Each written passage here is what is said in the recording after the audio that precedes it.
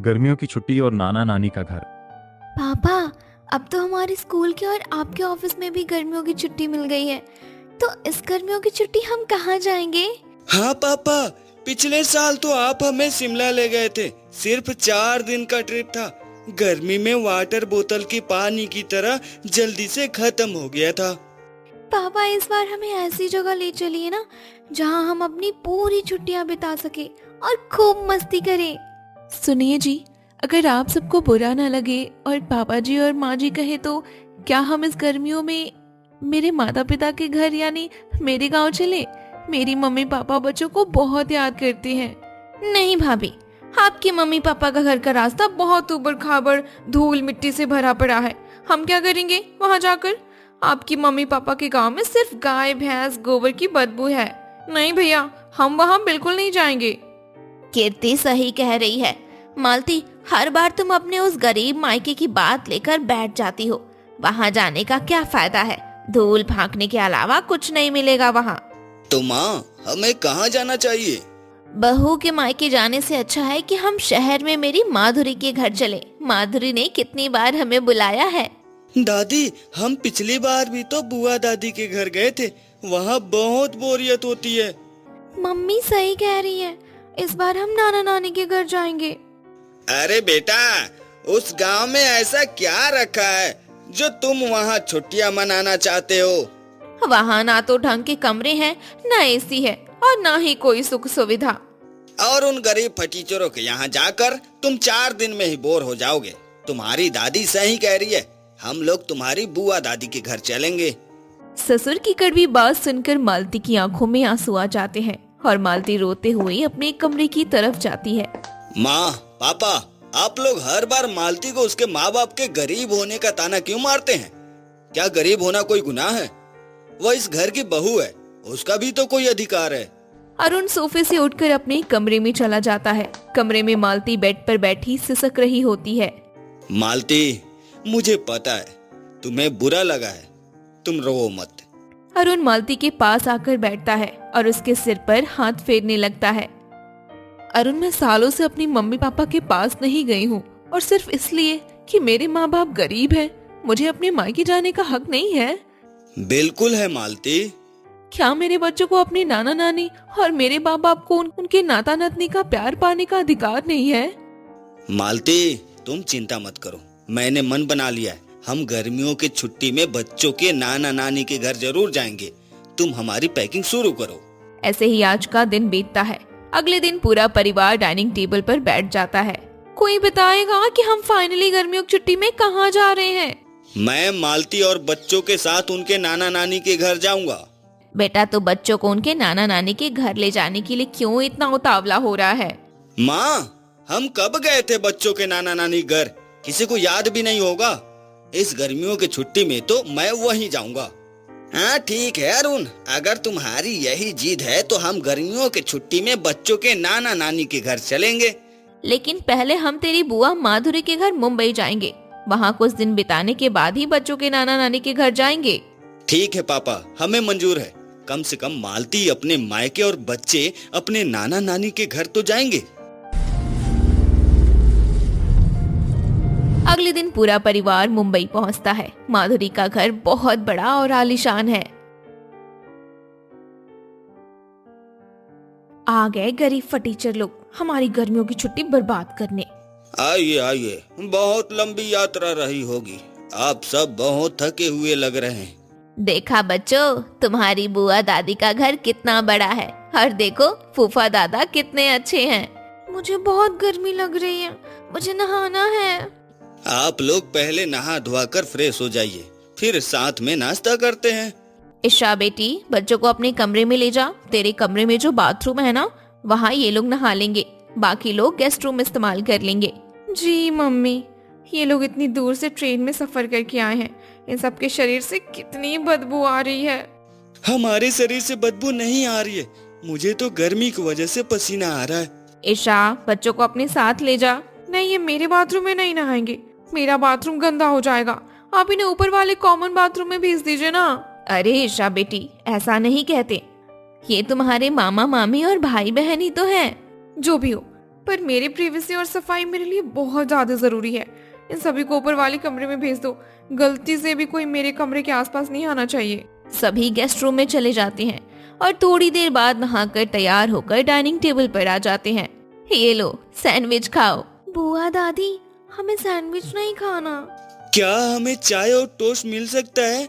हम घर पर वही खाते हैं। बड़े शहर में यही नाश्ता बनता है। जो मिला है चुपचाप खा लो, वरना भूखे रहना पड़ेगा। मालती, तुमने अपने बच्चों को कुछ भी नहीं सिखाया है ना।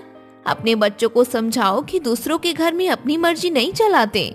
बच्चों, जो मिला है वही खा लो, जिद मत करो। ऐसे ही दोपहर होती है। सभी टीवी देख रहे होते हैं। चिंकी और वीर खेलते खेलते सोफे पर कूदने लगते हैं। स्टॉप इट, तुम दोनों जंगली हो क्या? मेरा कीमती सोफा गंदा कर रहे हो। हम तो बस खेल रहे थे। चुपचाप बैठो, नहीं तो अपने कमरे में जाओ। सही कह रही है ईशा। बच्चों, तुम लोग अपने रूम में जाओ और वहीं बैठो। यहाँ हॉल में गंद मत फैलाओ। मम्मी, मैंने कहा था ना कि बच्चों को बुलाना आफत है। मालती अपने बच्चों को लेकर कमरे में चली जाती है। अरुण, हमें यहाँ हर बच्चों को बात बात पर डांटा जा रहा है। मुझे ये अच्छा नहीं लग रहा। क्या हम यहाँ अपमान सहने आए हैं? मुझे सब दिख रहा है मालती। ये लोग हमें बोझ समझ रहे हैं। बस 1-2 दिन की बात है, फिर हम यहाँ से निकल जाएंगे। ऐसे ही कुछ दिन बीते। एक शाम सभी टीवी देख रहे थे। दीदी, बहुत प्यास लगी है। हाँ, मुझे भी प्यास लगी है। चल खुद किचन से पानी पी लेते हैं। चिंकी और वीर किचन में आते हैं और फ्रीज खोलते हैं। चिंकी दीदी, फ्रिज के ऊपर शरबत की बोतल और कांच के गिलास रखें। चलो शरबत पीते हैं। वीर फ्रीज से कांच का गिलास निकालता है और गिलास जमीन पर गिरकर चकनाचूर हो जाता है। आवाज सुनकर सभी किचन में आते हैं। ओह माय गॉड, मेरा इतना महंगा और सुंदर गिलास का सेट, तुम बच्चों ने इसे तोड़ दिया। इतना कहकर ईशा वीर और चिंकी दोनों को एक जोरदार थप्पड़ मार देती है। ईशा, तुम्हारी हिम्मत कैसे हुई मेरे बच्चों को थप्पड़ मारने की? इन्होंने हमारे महंगे गिलास तोड़ दिए हैं और इनकी हिम्मत कैसे बिना हमसे पूछे हमारे किचन में आकर हमारी ही चीजों को हाथ लगाने की। वो बच्चे हैं, गलती से गिर गया होगा, पर तुम इतने छोटे बच्चे पर हाथ कैसे उठा सकती हो? मालती, तुम्हारे बच्चे मेहमानों के घर में ऐसे ही तोड़फोड़ करते हैं क्या? ईशा ने सही किया, इससे इन्हें तमीज आएगी। बस बहुत हो गया। बुआ, हम यहाँ थप्पड़ खाने नहीं आए थे। मालती, पैकिंग करो, हम इसी वक्त यहाँ से जा रहे हैं। अरुण और पूरा परिवार टैक्सी में बैठकर रेलवे स्टेशन पहुंचते हैं। अब हम सीधे मालती के गांव जा रहे हैं। पिताजी, आपको अब कोई ऐतराज तो नहीं है ना? देख लिया ना आपकी बहन के घर, हमारी क्या इज्जत है। अरे नहीं बेटा, अब मैं कुछ नहीं कहूँगा। जो हुआ वो बहुत बुरा हुआ। मुझे अंदाजा नहीं था कि माधुरी इतनी बदल गई है। मुझे भी बहुत बुरा लग रहा है। ईशा ने वीर पर हाथ उठाकर बहुत गलत किया। मालती बहू, हमें माफ कर दो बेटा। माँ जी, आप माफी क्यों मांग रही हैं? बहू, हमने तुम्हारे मायके को हमेशा गरीब समझा, पर आज हमें समझ आ गया कि अमीर रिश्तेदारों का कोई फायदा नहीं है। अरुण मालती के गांव की टिकट लेकर अपने परिवार के साथ ट्रेन में बैठ जाता है। एक दिन के सफर के बाद सभी मालती के मायके पहुंचते हैं। अरे मेरी बिटिया आ गई। ममता, ओ ममता, अरे जल्दी बाहर आ। अरे देख तो कौन आया है। ममता आरती की थाली लेकर दौड़ती हुई आती है। मेरी आंखें तरस गई थी तुम सबको देखने के लिए। दामाद जी, समधी जी, समधन जी, आप सबका हमारे इस गरीब खाने में स्वागत है। ममता सबकी आरती उतारती है। पूरा परिवार घर के अंदर आता है। तभी अचानक बिजली चली जाती है। अरे रे रे रे, ये गांव की बिजली भी ना अभी जानी थी। ए जी, हाथ पंखा से हवा कीजिए ना, वरना सबको गर्मी लगने लगेगी। हाँ, आप लोग बैठिए, मैं हाथ वाले पंखे से आपको हवा करता हूँ। ममता, तू जल्दी से इनके लिए ठंडा पानी और नाश्ता लेकर आ। पिताजी, रहने दीजिए ना, आप क्यों पंखा कर रहे हैं? हम सब ठीक हैं। हाँ ससुर जी, आप बैठिए, आप थक जाएंगे। दामाद जी, आप सालों बाद हमारे घर आए, आपको हम लोग कैसे कोई तकलीफ दे सकते हैं? आप बैठिए, मुझे सेवा करने दीजिए। हरिलाल हाथ पंखे से हवा करने लगता है। थोड़ी देर में बिजली वापस आ जाती है।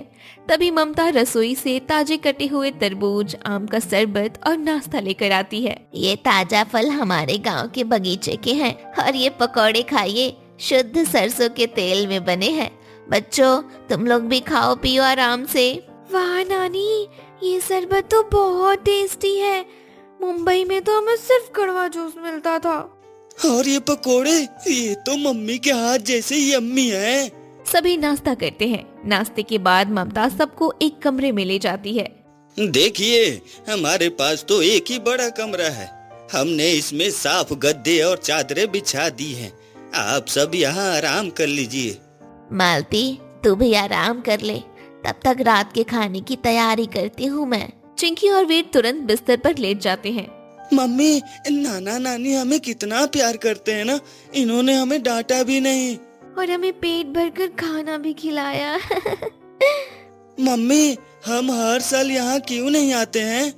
बच्चों अब बहुत बातें हो गई, चलो तुम लोग सो जाओ अब। सभी सो जाते हैं और शाम को पूरा घर ममता के चूल्हे पर बने ताजे खाने से महक रहा होता है। ए जी, सभी को खाने पर बैठाइए, खाना बन गया है। हरीलाल सबको आंगन में बिछाए गए पीढ़ों पर बिठाता है। दामाद जी, आज मैंने दाल बाटी चूरमा और बैगन का भरता बनाया है। गांव का शुद्ध खाना है। उम्मीद है आपको पसंद आएगा। आप लोगों ने इतनी मेहनत क्यों की? साधारण रोटी सब्जी बनाते। समझी जी, हमारी बेटी और आप सब आए हैं तो उत्सव तो होना ही चाहिए। खाइए खाइए ना, पेट भर के खाइए। सब लोग बड़े चाव से खाना खाते हैं। खाने के बाद सभी आंगन में चारपाई लगाकर बैठते हैं। हरीलाल भाई, सुना है तुम्हारी बेटिया और दामाद जी शहर से आए हैं। हाँ भाई, ये मेरे दामाद जी हैं, शहर में बड़े अफसर हैं। और ये मेरे समधी जी हैं। मेरी बेटी बहुत सालों बाद अपने ससुराल वालों के साथ गर्मियों की छुट्टी में आई है।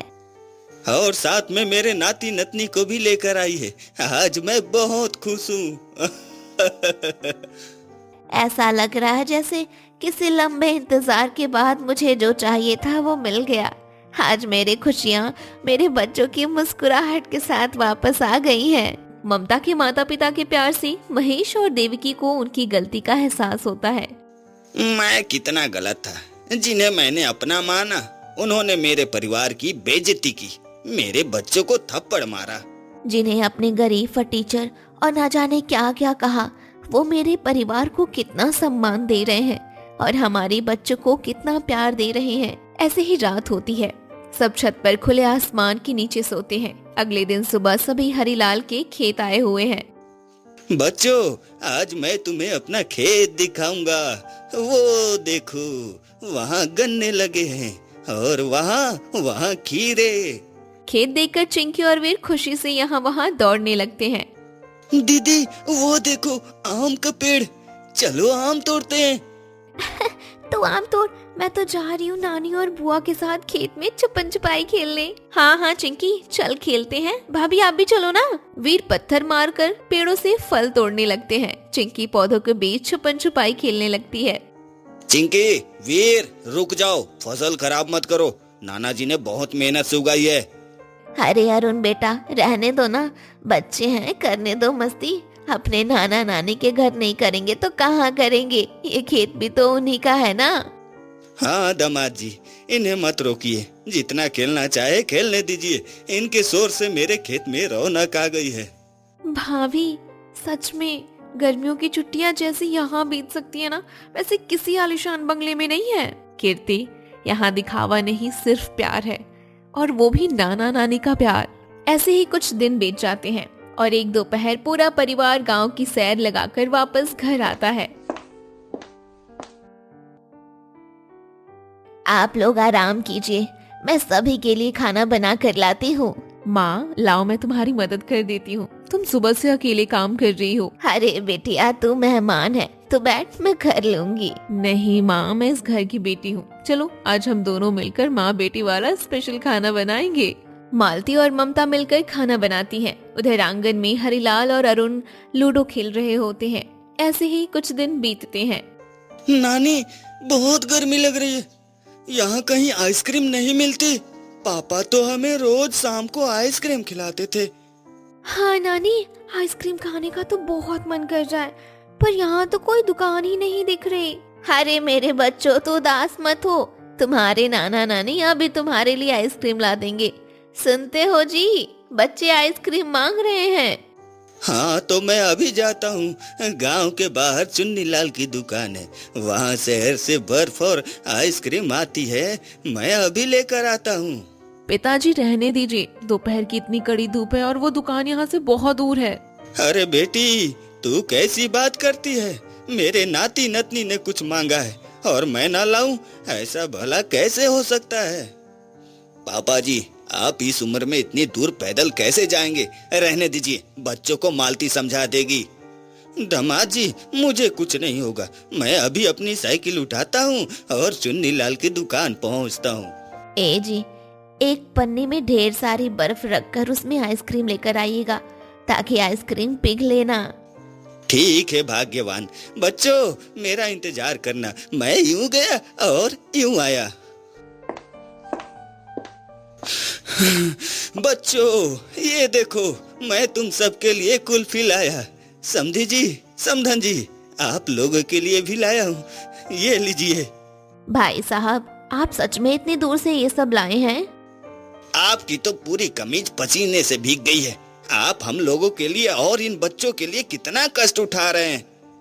जी, ये कष्ट नहीं है, ये तो मेरा सौभाग्य है। मेरी बेटी का परिवार सालों बाद आया है। और अगर हम बच्चों की छोटी सी इच्छा पूरी ना कर सके तो हमारा नाना नानी होना बेकार है। लो बच्चों, तुम अपनी पसंदीदा आइसक्रीम खाओ। बच्चे खुशी खुशी आइसक्रीम खाने लगते हैं। हमें अपनी गलती का गहरा एहसास हो रहा है।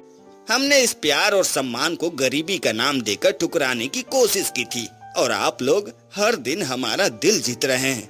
आज आपने मेरी आंखें खोल दी। हम शहर की चकाचौंध और अमीरी के पीछे इतने अंधे हो गए थे कि हम असली रिश्तों की कदर ही करना भूल गए थे। आपकी इस झोपड़ी में जो सुकून और मान सम्मान हमें मिला है, वह हमें करोड़ों के बंगले में भी नसीब नहीं हुआ। हमें माफ कर दीजिए, हमने हमेशा मालती को उसके मायके के लिए ताने दिए। अरे समधी जी, आप ये क्या कह रहे हैं? आप बड़े हैं, हमारे घर आए हैं, यही हमारे लिए सबसे बड़ी बात है। हमें आपसे कोई गिला शिकवा नहीं है। ऐसे ही गर्मी की छुट्टियां बीतती हैं। ममता ने मालती को घर का बना घी, अचार, पापड़ और खेतों के ताजे फल देती है। मालती बेटिया, अपना ख्याल रखना और बच्चों, अपने नानी को मत भूल जाना। जब तुम लोग आए थे तो घर कैसा रौनक से भर गया था, अब फिर से सन्नाटा छा जाएगा। नाना नानी, हम आपको कभी नहीं भूलेंगे। इस बार की छुट्टियां हमारी लाइफ की बेस्ट छुट्टियां थी। नाना नानी, अगली बार हम फिर आएंगे, आप हमारे लिए फिर से आइसक्रीम लाओगे ना? जरूर बेटा, तुम लोग जब भी आओगे, ये नाना तुम्हारे लिए अपनी जान हाजिर कर देगा। पूरा परिवार भारी मन से टैक्सी में बैठता है। हरीलाल और ममता हाथ हिलाते हुए उन्हें विदा करते हैं। रास्ते में महेश के फोन पर माधुरी का फोन आता है। हाँ माधुरी, कहो, क्या बात है? भाई साहब, आप लोग कहाँ हैं? क्यों, क्या हुआ? हम लोग आपके शहर आ रहे थे। दरअसल ईशा के पापा को कुछ मेडिकल चेकअप कराना है और आपके शहर में एक बहुत बड़ा डॉक्टर रहता है ना। अरे, ये तो संभव नहीं है। क्यों भैया? हम तो सोच रहे थे कि 2-3 दिन आपके घर रुक जाएंगे। वैसे भी छुट्टियां चल रही हैं तो थोड़ा मिलना जुलना हो जाएगा। महेश एक पल के लिए रुकता है। उसे गर्मियों की छुट्टी की पुरानी यादें याद आती हैं। मेरे परिवार और मेरे पोता पोती को फटीचर कहा था ना। कुछ दिनों की छुट्टियों में हम इन पर बोझ बन गए थे और इन्होंने मेरे पोते पर हाथ भी उठाया था। माधुरी, हमें माफ करना, हम सब अभी घर नहीं पहुंचे हैं और वैसे भी हम आने वाले कुछ दिनों में बहुत ज्यादा ही बिजी रहेंगे। कोई बात नहीं भैया, हम तो सिर्फ घर में रहेंगे और हॉस्पिटल जाएंगे। नहीं माधुरी, हमारा घर छोटा है और तुम लोगों को हमारे घर में एडजस्ट करने में बहुत दिक्कत होगी। शहर में बहुत सारे अच्छे होटल हैं, तुम कहीं भी रुक सकती हो। भैया, आप ये क्या कह रहे हैं? मैं आपकी बहन हूँ, आप मुझे अपने घर आने से मना कर रहे हैं? हाँ माधुरी, रिश्तों में जब कड़वाहट और अपनापन आ जाए तो अलग हो जाना बेहतर होता है। अब हम पर हक जताना छोड़ दो। महेश फोन काट देता है। पास खड़े बच्चों के चेहरे पर खुशी की झलक दिखती है। ये क्या जी, आपने नंद जी से ऐसा क्यों कहा? अगर वो आना चाहती हैं तो उन्हें मना क्यों कर रहे हैं? मैंने बिल्कुल सही किया। जो लोग हमें और हमारे बच्चों को सम्मान नहीं दे सकते, हम फालतू में उन पर अपना प्यार क्यों लुटाएं? सही कहा आपने, असली रिश्तेदार तो मालती के माता पिता जैसे लोगों से निभाई जाती है। हाँ, और जो किसी भी हालत में हमारा मान रखते हैं ना, अब से हम हर साल छुट्टियां यही मनाएंगे। हाँ, परायों का हमारी जिंदगी में अब कोई काम नहीं है। आप लोगों की ये बात सुनकर आज मेरा मन हल्का हो गया। आज मुझे अपने मायके पर और भी ज्यादा गर्व हो रहा है। हाँ, सही कहा पिताजी, असली छुट्टियां तो नाना नानी के घर ही होती है। पूरा परिवार हर गर्मियों की छुट्टियां नाना नानी के घर बिताने का फैसला करता है और अगली गर्मियों की छुट्टी का इंतजार करने लगता है।